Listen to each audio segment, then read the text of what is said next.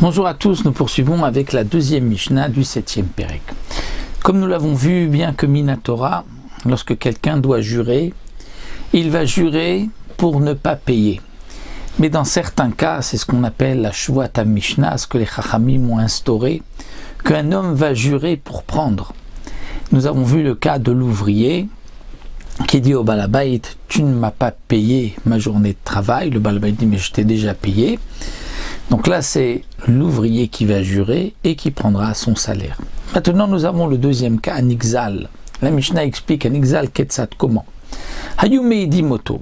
Il y a deux témoins qui disent chez Nichnas les Beto, les Mashkeno chez le Birchut, que Réhouven est rentré chez Shimon pour lui prendre un gage sans permission.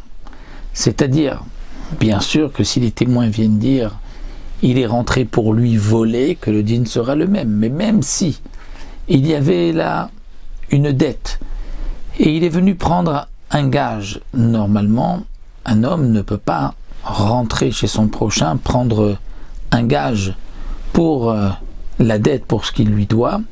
Il faut que ce soit par l'intermédiaire du Bédine, et il faut aussi que le Shliach Bédine attende que le maître de maison lui sorte, lui amène un gage. Il ne peut pas venir lui se servir. Donc là nous avons deux témoins qui disent Réhouven est rentré chez Shimon pour lui prendre un gage sans permission. Ou Omer. Donc on a vu qu'il est sorti, qu'il y avait quelque chose. Donc on a vu qu'il n'avait rien et on voit qu'il sort avec quelque chose. Donc lui dit Kelai Natalta, tu as pris un bien à moi. Donc Réhouven est rentré chez Shimon. Donc Shimon lui dit tu as pris un bien, un objet qui m'appartient, rends-le-moi. Veo Omer, l'autre dit Lo Natalti, je n'ai rien pris.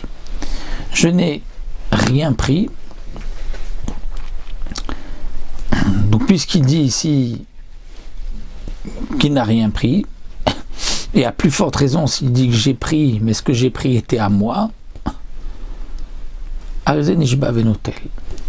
donc le maître de maison va jurer et prendre et se faire payer donc de ce Réhouven. Donc Shimon va jurer et va prendre de chez Réhouven ce que Réhouven est censé lui avoir volé, lui avoir pris.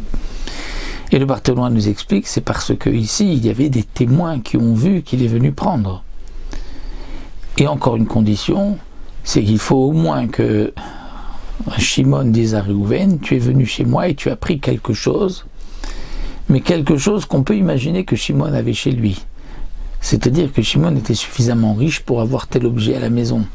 Mais s'il lui dit, tu es venu chez moi et tu m'as pris une montre en or qui vaut tant, et on sait que Shimon n'est pas suffisamment riche pour avoir une montre en or chez lui, dans ce cas-là, il ne pourra pas jurer et prendre. C'est Réhouven qui va jurer qu'il ne doit rien et qui sera donc acquitté. Et là encore, Rabbi Yehuda Omer Achtesha Miktsatoda. Rabbi Yehuda dit non, même dans ce cas-là, pour qu'il jure, il faut qu'il y ait Miktsatoda Ketzad. Amar lo shne kelim natalta v'omer notati lechat. Là aussi, il devra dire, tu as pris deux objets de chez moi. Et là, tu dis non, j'en en ai pris qu'un.